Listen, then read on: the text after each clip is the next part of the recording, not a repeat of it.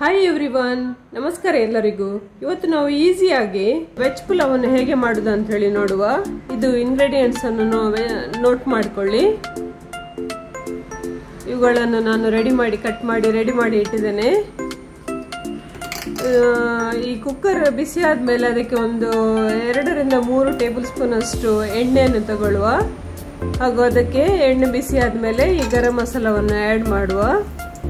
ಸಿನ್ನಮನ್ನು, star rice ಮತ್ತೆ ಲವಂಗ, ಹಾಗೂ ಇದರಲ್ಲಿ ಜೀರಾ, ಬಡಿಶೆಪ್ ಮತ್ತೆ ಸ್ವಲ್ಪ ಪೆಪ್ಪರ್ ಇದೆ. ಇದು ಸ್ವಲ್ಪ ಫ್ರೈ ಆದ್ಮೇಲೆ ಇದಕ್ಕೆ ನಾವು ಕಟ್ ಮಾಡಿಟ್ಟಿರುವ ಈರುಳ್ಳಿಯನ್ನು ಫ್ರೈ ಮಾಡಲಿಕ್ಕೆ ಸೇರಿಸುವ. ಮೀಡಿಯಂ ಸೈಜದ್ದು 2 ಈರುಳ್ಳಿಯನ್ನು ತಗೊಂಡಿದ್ದೇನೆ, ಹಾಗೂ 2 ಹಸಿಮೆಣಸಿನಕಾಯಿ ತಗೊಂಡಿದ್ದೇನೆ. ನೀವು ಖಾರ ನಿಮ್ಮ ಟೇಸ್ಟ್ಗೆ ಅನುಸಾರವಾಗಿ ನೀವು ಈ ಮೆಣಸಿನಕಾಯನ್ನು ತಗೊಳ್ಳಿ. ಇದು ನಾವು ಕೆಂಪಗೆ ಆಗೋ ತನಕ ಫ್ರೈ ಮಾಡಬೇಕು. ಈರುಳ್ಳಿ ಫ್ರೈ ಆಗುವಾಗ ಇದಕ್ಕೆ ಅರ್ಧ ಟೇಬಲ್ ಸ್ಪೂನ್ ಅಷ್ಟು ಉಪ್ಪನ್ನು ಸೇರಿಸ್ತಾ ಇದ್ದೇನೆ. ಹೀಗೆ ಸೇರಿಸಿದ್ರೆ ಇದು ಈರುಳ್ಳಿ ಬೇಗ ಫ್ರೈ ಆಗುತ್ತೆ. ಈರುಳ್ಳಿ ಫ್ರೈ ಆದಮೇಲೆ ಇದಕ್ಕೆ ನಾವು ಕಟ್ ಮಾಡಿ ರೆಡಿ ಮಾಡಿ ಇಟ್ಟಿರುವ ವೆಜಿಟೇಬಲ್ ಅನ್ನು ಸೇರಿಸುವ. ನಾನು ಇಲ್ಲಿ ಒಂದು ದೊಡ್ಡ ಕ್ಯಾರೆಟ್, ಸ್ವಲ್ಪ ಗ್ರೀನ್ ಪೀಸ್ ಮತ್ತೆ ಸ್ವಲ್ಪ ಬೀನ್ಸ್ ಅನ್ನು ತಗೊಂಡಿದ್ದೇನೆ. ಇದನ್ನು ಈಗ ನಾವು ಒಳ್ಳೆದು ಫ್ರೈ ಮಾಡಬೇಕು. ಇದರದ್ದು ಆ ರಾ ಸ್ಮೆಲ್, ಹಸಿ ಸ್ಮೆಲ್ ಹೋಗೋ ತನಕ ಒಂದು 5 ರಿಂದ 10 ನಿಮಿಷ ಇದು ಆನಿಯನ್ ಒಟ್ಟಿಗೆ, ಈರುಳ್ಳಿ ಒಟ್ಟಿಗೆ ಒಳ್ಳೆ ಫ್ರೈ ಮಾಡುವ. ಇದು ಫ್ರೈ ಆಗಿ ಒಂದು ಒಳ್ಳೆ ಪರಿಮಳ ಬಂದ ನಂತರ ಇದಕ್ಕೆ ನಾನು ಜಿಂಜರ್ ಗಾರ್ಲಿಕ್ ಪೇಸ್ಟ್ ಅರ್ಧ ಟೇಬಲ್ ಸ್ಪೂನ್ ಸೇರಿಸ್ತಾ ಇದ್ದೇನೆ. ಇದನ್ನು ಕೂಡ ಇದರೊಟ್ಟಿಗೆ ಮಿಕ್ಸ್ ಮಾಡಿ ಫ್ರೈ ಮಾಡುವ.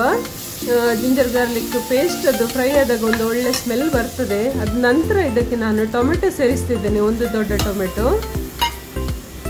ಈಗ ಟೊಮೆಟೊವನ್ನು ಕೂಡ ಇದ್ರ ಜೊತೆಗೆ ಫ್ರೈ ಮಾಡುವ. ಮತ್ತೆ ಈ ವೆಜಿಟೇಬಲ್ಸ್ ಸ್ವಲ್ಪ ಗ್ಯಾಸ್ಟ್ರಿಕ್ ಆಗಿರ್ತದೆ,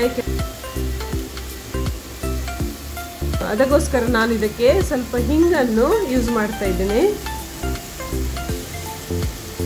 ಮತ್ತೆ 1/4 ಟೀ ಸ್ಪೂನ್ ಅಷ್ಟು ಅರಸಿನ ಪೌಡರ್, ಟರ್ಮರಿಕ್ ಪೌಡರ್. ಮತ್ತೆ ಇಲ್ಲಿ ನಾನಿದು ಮನೆಯಲ್ಲಿ ರೆಡಿ ಮಾಡಿಟ್ಟ ಕೊತ್ತಂಬರಿ ಪೌಡರ್, ಕೊರಿಯಂಡರ್ ಪೌಡರ್ ಅನ್ನು ಸೇರಿಸ್ತಾ ಇದ್ದೇನೆ. ಇದು ಹಾಕಿದ್ರೆ ಒಂಥರ ಒಳ್ಳೆ ಟೇಸ್ಟ್ ಹಾಗೂ ಪರಿಮಳ ಬರ್ತದೆ. ಇದು ಫ್ರೈ ಆದ ನಂತರ, ಈ ಮಸಾಲ ಫ್ರೈ ಆದ ನಂತರ ನಾವಿದಕ್ಕೆ ಅಕ್ಕಿಯನ್ನು ಸೇರಿಸುವ. ಈ ಅಕ್ಕಿಯನ್ನು ನಾನು ವೆಜಿಟೇಬಲ್ಸ್ ಫ್ರೈ ಮಾಡಲಿಕ್ಕೆ ಹಾಕಿದ ಮೇಲೆ ನೆನೆಸಿಟ್ಟೆ. ಜಾಸ್ತಿ ಹೊತ್ತು ನೆನೆಸೋದು ಬೇಡ, ಒಂದು 5 ನಿಮಿಷ ನೆನೆಸಿದರೆ ಸಾಕು.